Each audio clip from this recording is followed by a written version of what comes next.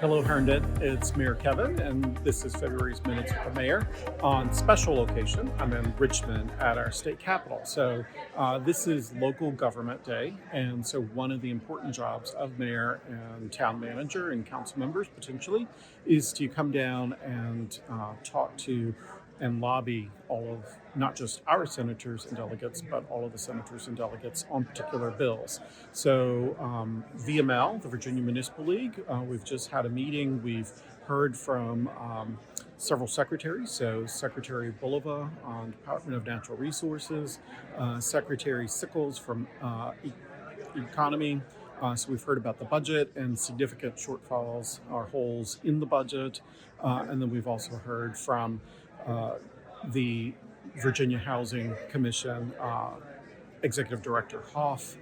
So there are a number of things. I will also be walking over to the Capitol, and we have our own bill around our charter that's in place and has been moving through both House and Senate.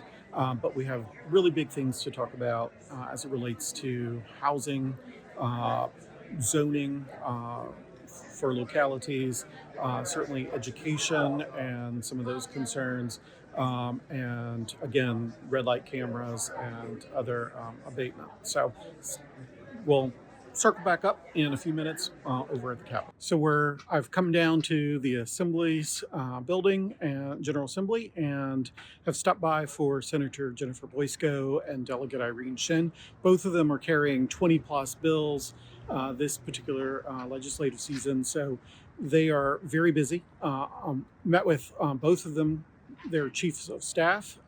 However, they are in session or subcommittees respectively. So left them a small gift and am going to talk to them some more about some of the things that are very important to us. So while I'm down for legislative day, I just wanted to kind of go over a few key things discovered and that I've been discussing. So certainly the state's budget is a considerable problem and something that we've been working on. There are several budget shortfalls in the budget that have been proposed, that holes that will need to be filled, most notably with Medicare. Obviously SNAP as well. So one of the concerns with SNAP funding is that if we would have to come below a certain error rate in SNAP records in order to be able to get the level of funding that was planned for in the budget from the federal government. However, we're far exceeding that error rate. So unless we can get that error rate down this year, which no one thinks is possible, we'll be paying a good 70 million or so more out of the state budget. There's also some reductions in services such as Medicaid enrollees with autism who need particular assistance, mobile crisis and community stabilization efforts being reduced, as well as some things for hospitals and teaching hospitals that have been reduced by over $200 million. And then why is this important to us? Well, certainly it's important to us from all of the different programs that come from the state, but it also, in the budgets they're looking at, increasing the match or contributions from local municipalities. So there could be an additional burden that we would have to pay as part of that relationship.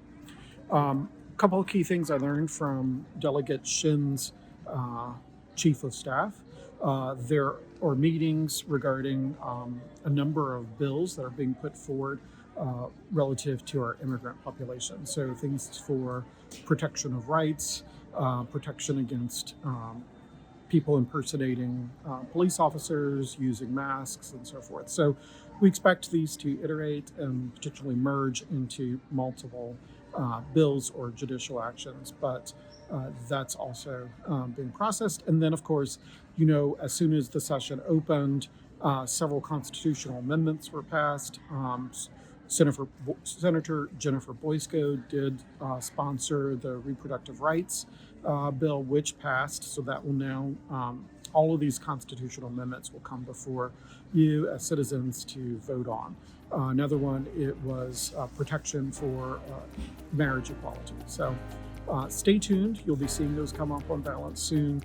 I will also be posting this series of short videos touching on some of the areas of key bills that are of interest to all of us as Herndon residents.